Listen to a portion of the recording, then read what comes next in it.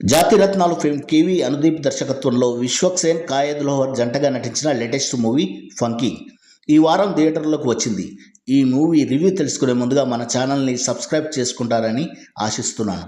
కథ విషయానికి వస్తే విశ్వక్సేన్ ఈ మూవీలో అప్కమింగ్ డైరెక్టర్ కోమల్ పాత్రలో నటించాడు. ఈ కోమల్ ప్రొడ్యూసర్ అయిన నరేష్కు 4 కోట్లతో మూవీ తీస్తానని ప్రాజెక్టు ఓకే చేసుకొని తీరా 40 కోట్లు ఖర్చు పెట్టిస్తాడు. అయినా మూవీ ఫినిష్ కాదు. దాంతో ప్రొడ్యూసర్కు స్ట్రెస్ పెరిగి హార్ట్ అటాక్ వస్తుంది. దాంతో ఫారెన్ నుండి ఊటాహుటిన వచ్చిన ప్రొడ్యూసర్ కూతురు ఏం చేసింది అనేది మూవీ ప్లాన్. మూవీ చూశాక నా వరకైతే నచ్చలేదు.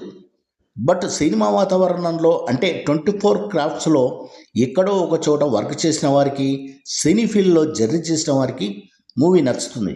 ఎందుకంటే movie related humorous funny one liners కొన్ని చోట్ల నవ్వు తెప్పిస్తుంది. డైరెక్టర్స్ వేసుకునే జోక్స్ జనరల్ ఆడియన్స్కు అంతగా కనెక్ట్ కాలేరు. ప్రొడ్యూసర్ నాగవంశీ చెప్పినట్లు కథ అంటూ ఏం లేదు. ఎమోషనల్గా ఫీల్ అయ్యే సెంటిమెంట్ లేదు. హుక్ చేసే థ్రిల్ పాయింట్స్ లేవు. మూవీ మధ్యలో ఆగిపోతే ఏం జరిగింది అనేది ఆ డైరెక్టర్ పాయింట్ ఆఫ్ వ్యూలో ఎన్ని కష్టాలు పడి మూవీ ఫినిష్ చేస్తారు అనేది ఫన్నీ వేలో ప్రజెంట్ చేశాడు దర్శకుడు.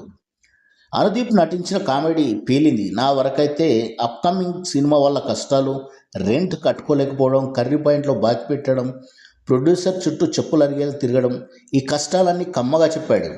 యాక్టింగ్ వైజ్ విశ్వక్సేన్, కాయద్ లోహర్ బాగా చేశారు. టెక్నికల్గా కెమెరా వర్క్ బాగుంది. భీమ్ సంగీతంలో 1-2 పాటలు బాగున్నాయి.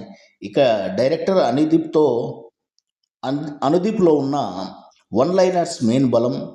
అయితే సాంగ్స్ ప్లేస్మెంట్ విషయంలో కానీ, కంటిన్యూటీ విషయంలో కానీ, డబ్బింగ్ విషయంలో ఇంకాస్త శ్రద్ధ పెట్టి ఉంటే బాగుండేది. ఓవరాల్గా కొన్ని ఫన్ ఎలిమెంట్స్ అయితే వర్క్ అయినా కంప్లీట్ మూవీకి ఉండాల్సిన లక్షణాలు మాత్రం మిస్ అయ్యాయి.